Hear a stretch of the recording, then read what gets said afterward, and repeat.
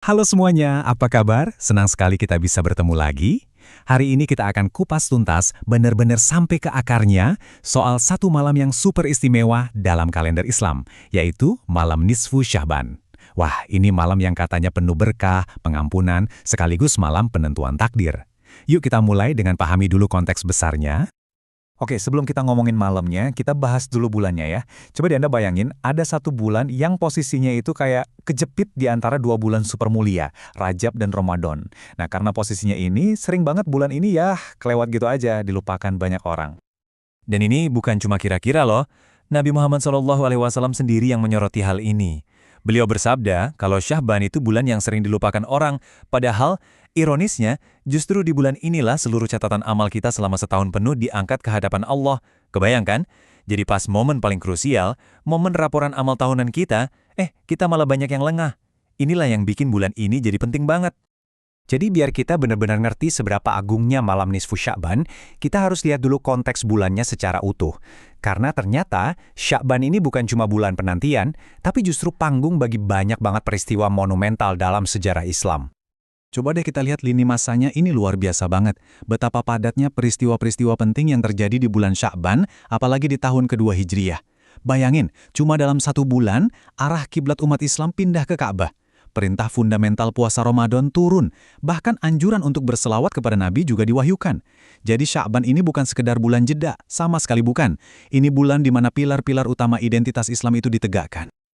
Oke, setelah kita paham betapa pentingnya bulan Sya'ban, sekarang ayo kita kerucutkan fokus kita ke satu malam spesifik di dalamnya, yang jadi, ya bisa dibilang puncaknya. Mari kita bedah, apa sih sebetulnya malam Nisfu Sya'ban itu?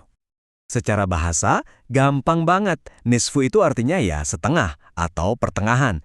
Jadi nisfu Sya'ban itu ya malam pertengahan bulan Sya'ban. Tepatnya malam tanggal 15. Simpel kan kedengarannya?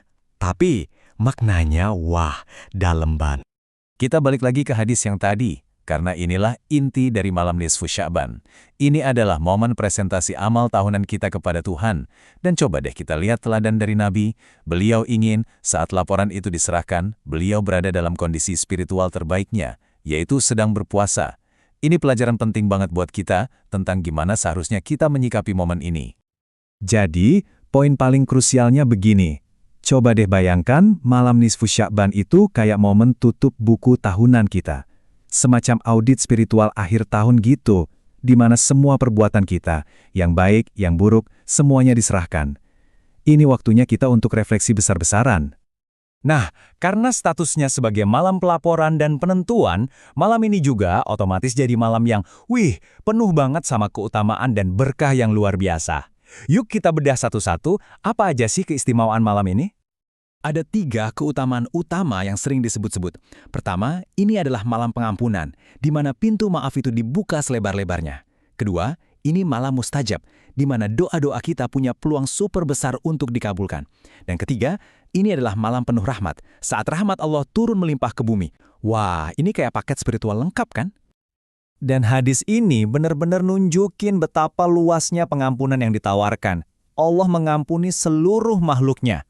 Bayangkan, ini tawaran yang luar biasa banget. Tapi, ada tapinya. Ada beberapa golongan yang sayangnya terhalang dari ampunan ini. Slide ini merinci siapa aja yang beresiko terhalang. Selain dosa-dosa besar yang udah jelas ya, seperti syirik dan membunuh, coba deh perhatikan poin kedua, musyahin. Ini adalah istilah buat orang yang hatinya menyimpan benci dan permusuhan. Ini menarik banget loh. Artinya, di samping dosa vertikal kita kepada Tuhan, dosa horizontal, hubungan kita yang rusak dengan sesama manusia, juga menjadi penghalang utama ampunan. Ini menunjukkan betapa seriusnya Islam memandang penyakit hati dan pentingnya menjaga hubungan baik.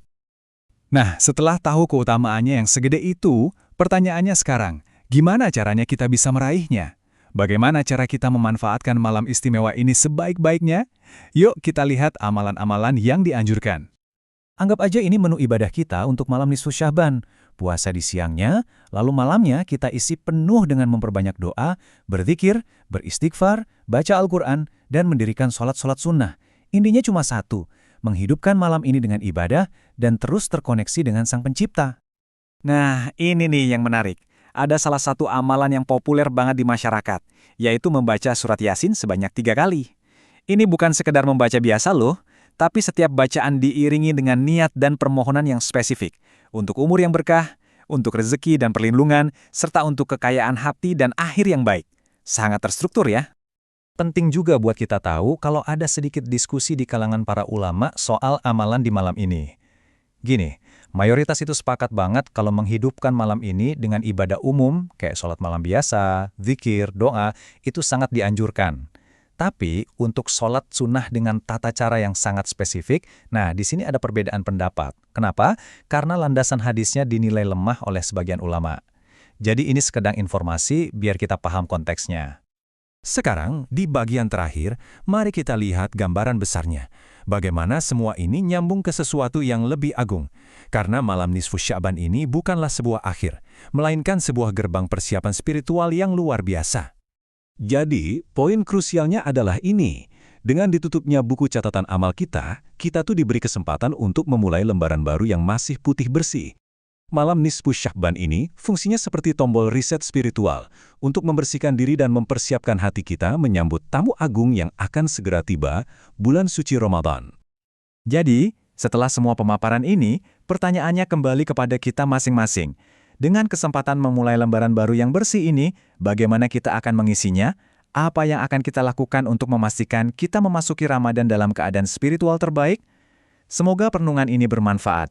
Sampai jumpa di lain kesempatan.